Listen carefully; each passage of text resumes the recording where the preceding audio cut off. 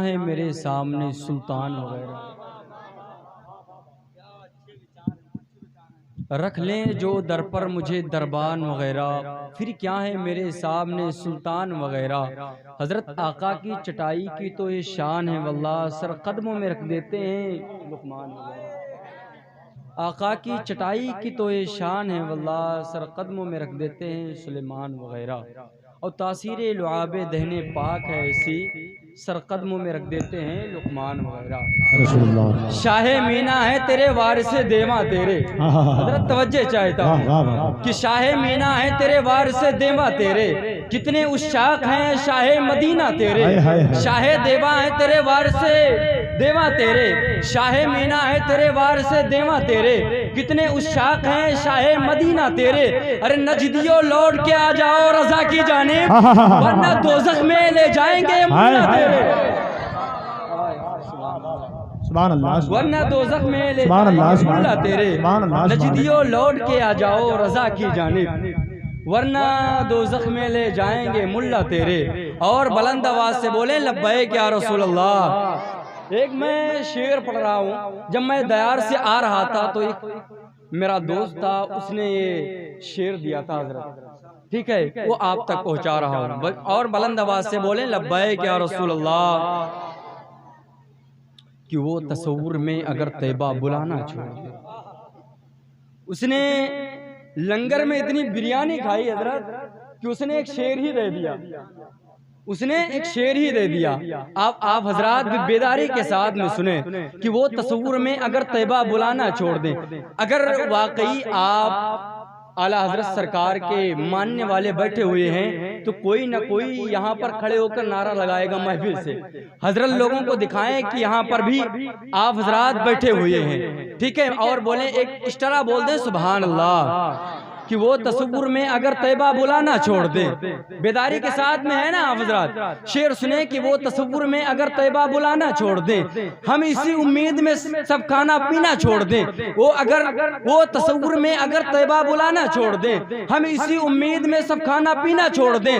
ارے but رہی ہے مفت میں بریانی غوث پاک کی، اب تو کہہ دو نجدیوں سے کوا کھانا چھوڑ دیں۔ اللہ اکبر، ارے جواب دے ماشاءاللہ۔ واہ واہ واہ واہ، اللہ زندہ باد، زندہ باد، زندہ باد، اللہ واہ واہ واہ، بہت اچھے ماشاءاللہ بھائی۔ وہ تصور میں اگر طیبہ بلانا چھوڑ دیں، ہم اسی امید میں سب کھانا پینا چھوڑ دیں۔ بٹ رہی ہے مفت میں بریانی غوث پاک کی، اب تو کہہ دو نجدیوں سے کوا کھانا چھوڑ دیں۔ سمجھ رہے ہیں آپ حضرات؟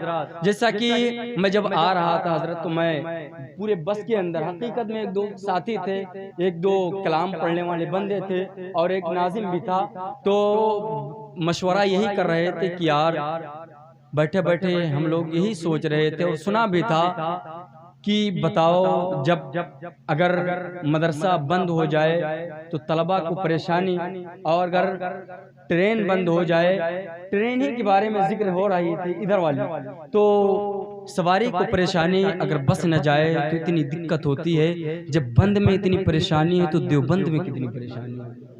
سمجھ رہے ہیں آپ؟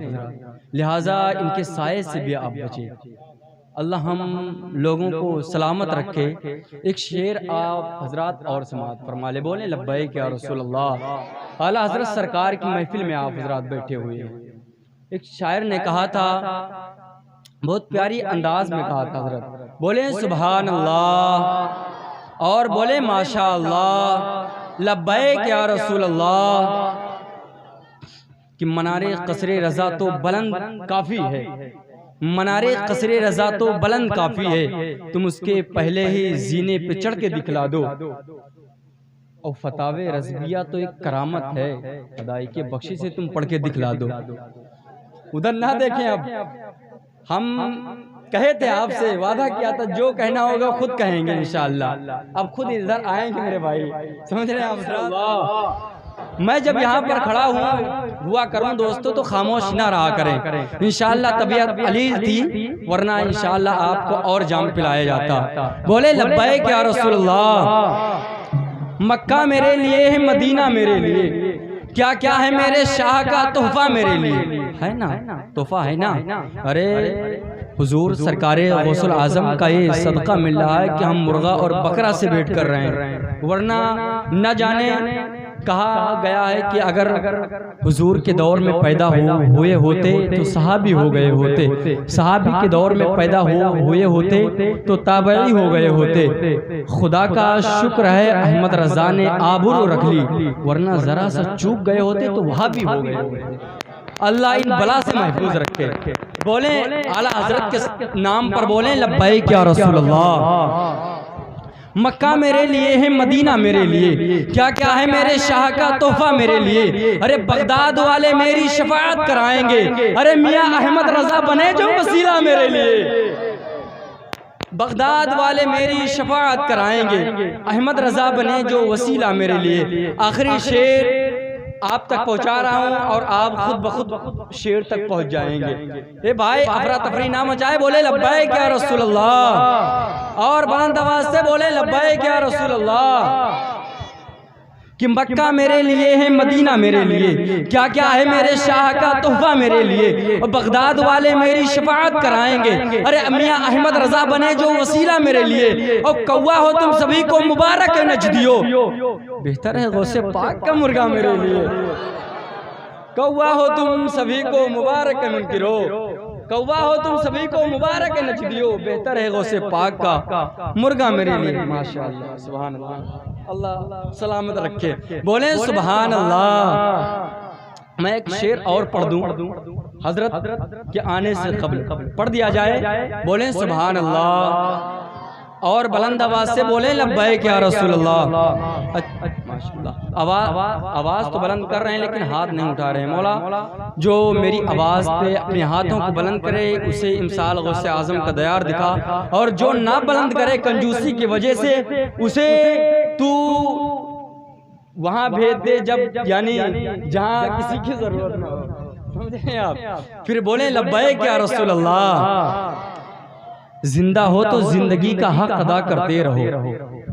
حضرت حضور توجہ فرمائیں، ورنہ آپ کے آنے کے بعد ہی یہ خوشی ملی ہے کہ بولنے کا شرف حاصل ہوا ہے۔ سلامت رکھے مولا کہ زندہ ہو تو زندگی کا حق ادا کرتے رہو، بیٹھتے اٹھتے نبی کا تذکرہ کرتے رہو۔ زندہ ہو تو زندگی کا حق ادا کرتے رہو، ارے بیٹھتے اٹھتے نبی کا تذکرہ کرتے رہو، بیٹھتے اٹھتے نبی کا تذکرہ کرتے رہو۔ او قرب خدا ہرگز ممکن نہیں، ارے قرب خدا ہرگز تمہیں ممکن نہیں، اور عمر بھر کعبے میں چاہے رت جگہ کرتے رہو۔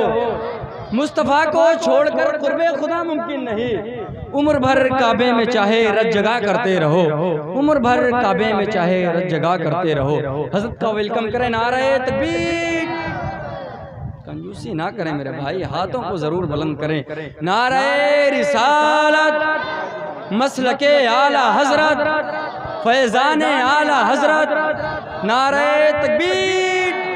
حضرت علامہ مولانا اعظم خان صاحب قبلہ والماء اہل سنت، نعرہ رسالت۔